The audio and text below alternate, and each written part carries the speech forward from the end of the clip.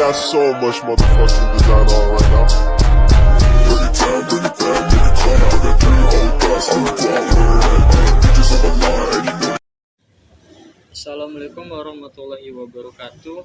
Perkenalkan, nama saya Rifan Maulana Kusnadi dengan NIM 2214356. Saya sebagai mahasiswa jurusan Asuransi Syariah semester 4. Oke, sebelumnya di sini saya akan menjelaskan materi yang berjudul tentang underwriting asuransi konvensional versus underwriting asuransi syariah.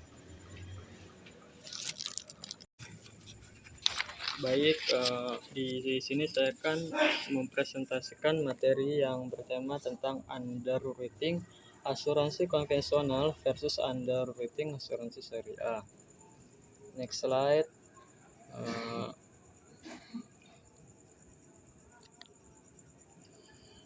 Next slide selanjutnya itu ialah underwriting asuransi konvensional. Dalam asuransi konvensional, underwriting dilakukan untuk memilih mana objek risiko yang ditanggung dan mana yang tidak. Ini berarti seorang underwriter akan membuat suatu penilaian berdasarkan semua risiko yang diajukan kepada perusahaan yang diperkirakannya secara kolektif akan menguntungkan. Kemudian underwriter juga akan menentukan besarnya premi dan nilai deductible. Jadi nilai deductible ini sendiri ialah suatu pembayaran yang harus dilakukan kepada nasabah asuransi untuk mengklaim dana asuransi. Jadi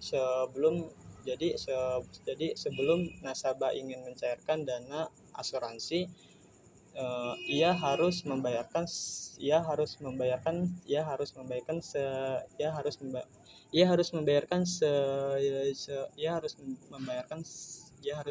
sejumlah uang terlebih dahulu untuk bisa mencairkan dana asuransi. Next slide itu ada persamaan dasar underwriting asuransi konvensional. Yang di tulisan sebelah kiri itu ada rasio biaya akuisisi. Jadi ditambah rasio klaim ditambah rasio biaya manajemen dibagi kurang lebih 100%. Apabila COR lebih kecil dari 100%, maka profit margin underwriting adalah 100% dikurangi COR. Sebaliknya, jika COR lebih besar dari 100%, maka kerugian underwriting adalah sama dengan COR dikurangi 100%. Nah, next itu di tulisan yang sebelah kanan itu ada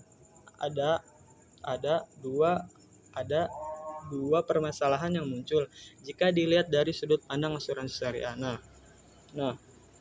Yang pertama itu ialah beberapa orang atau organisasi yang sangat membutuhkan proteksi bisa tidak mendapatkan proteksi yang dibutuhkan apabila underwriter orang atau organisasi ini tidak akan memberikan hasil underwriting yang positif. Nah, yang kedua itu ada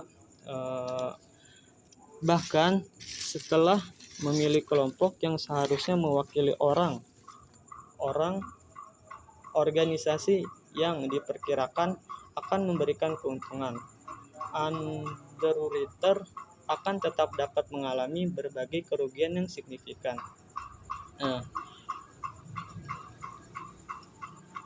Itu ada salah satu contoh kasus dari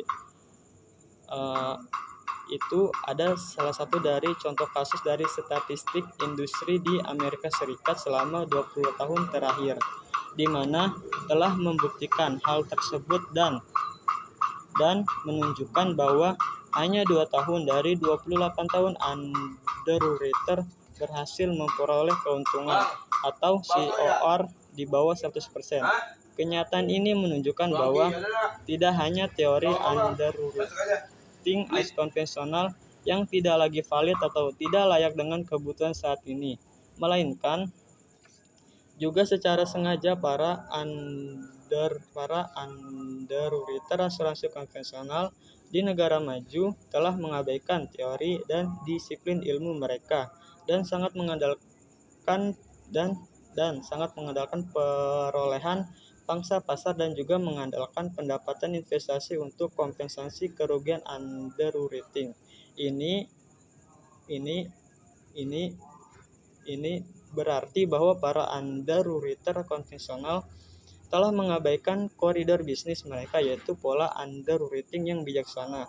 Lebih jauh lagi, di negara-negara maju tersebut, investasi asuransi konvensional cenderung untuk terlalu mengandalkan investasi dalam bentuk deposito, sehingga nyata bahwa asuransi konvensional sangat kental terpengaruh oleh praktik-praktik yang mengandung riba. Next slide, oke. Ini kita udah masuk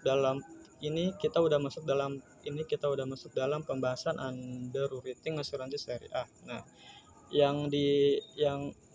Jadi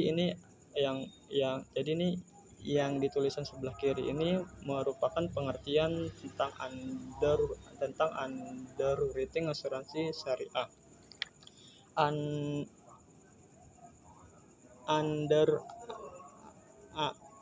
Underwriting asuransi syariah mempunyai tujuan yang sangat berbeda. Konsep dasarnya adalah memberikan skema pembagian risiko yang proporsional dan adil di antara para peserta yang secara relatif homogen. Dengan dasar pemikiran ini, melalui asuransi syariah diharapkan para peserta tolong-menolong satu sama lain, disertai dengan adanya perlindungan yang sifatnya mutual, maka semua peserta akan merasa aman dan menikmati perlindungan yang mereka butuhkan. Itu merupakan salah satu pengertian dari underwriting asuransi syariah.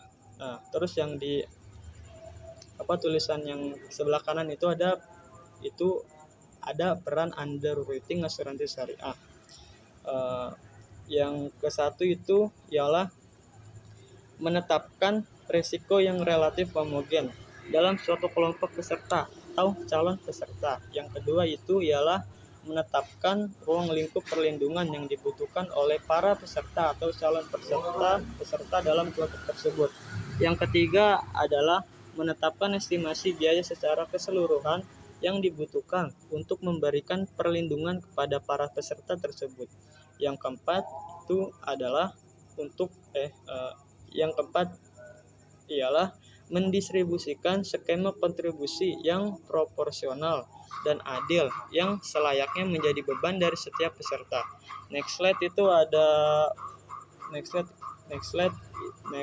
ada persamaan underwriting asuransi syariah. Jadi rasio ongkos biaya murni. Jadi rasio ongkos risiko murni. Next slide itu ada persamaan underwriting asuransi syariah dengan model wakalah. Itu ada rasio ongkos risiko murni ditambah rasio biaya akuisisi ditambah rasio biaya wakalah operator sama dengan 100%. Itu dengan menggunakan model underwriting asuransi syariah dan persamaannya, terutama model wakalah, kita dapat melihat dengan jelas bahwa peserta sebenarnya tidak harus dipilih oleh operator. Sekumpulan peserta yang sulit memperoleh perlindungan yang wajar dari asuransi konvensional dapat bekerja sama satu sama lain untuk saling memberi perlindungan dengan bantuan operator asuransi syariah. Hal ini juga mirip dengan sejarah lahirnya P dan I Club, Oil Insurance Limited dan Rent a Captive Maka melalui konsep ini, semua peserta yang memenuhi syarat eh, di dalam suatu kelompok yang relatif homogen akan mendapatkan perlindungan yang dibutuhkannya, masing-masing dengan biaya kontribusi yang berimbang atau proporsional dengan tingkat risikonya. Pada saat yang sama, operator asuransi syariah tidak terekspos pada kerugian underwriting. Satu-satunya kemungkinan di mana para operator asuransi syariah dapat merugi hanyalah apabila mereka tidak dapat mengelola operasi secara efisien dengan pengeluaran biaya melebihi pendapatan wakalah yang diterimanya. Tetapi, proses tersebut merupakan bagian dari risiko bisnis yang tidak dianggap sebagai transaksi gharar. Nah, next slide itu ada untuk melaksanakan konsep underwriting asuransi syariah yang baik. Ini merupakan salah satu tantangan bagi underwriter asuransi syariah dalam menghadapi tantangan persoalan-persoalan yang ada. Itu contohnya itu yang ke satu ialah bagaimana memilih dan menargetkan risiko-risiko yang relatif homogen dari kelompok peserta tertentu agar dapat memberikan skema pembagian risiko yang proporsional, adil, dan terjangkau. Yang kedua itu ialah bagaimana mengelola risiko secara keseluruhan di bawah skema yang mereka buat sehingga memberikan hasil underwriting yang relatif stabil dan terprediksi. Secara relatif akurat yang pada gilirannya dapat diterjemahkan ke dalam perhitungan biaya kontribusi yang stabil dan terprediksi. Yang tiga itu ialah bagaimana cara mengatur operasional asuransi syariah secara efisien yang menghasilkan beban terkecil kepada para peserta, tetapi tetap memberikan perlindungan yang optimal bagi peserta. Mungkin itu saja yang dapat saya sampaikan.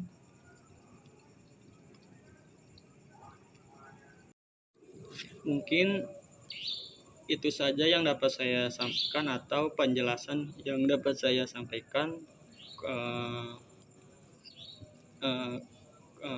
Kurang lebihnya mohon maaf.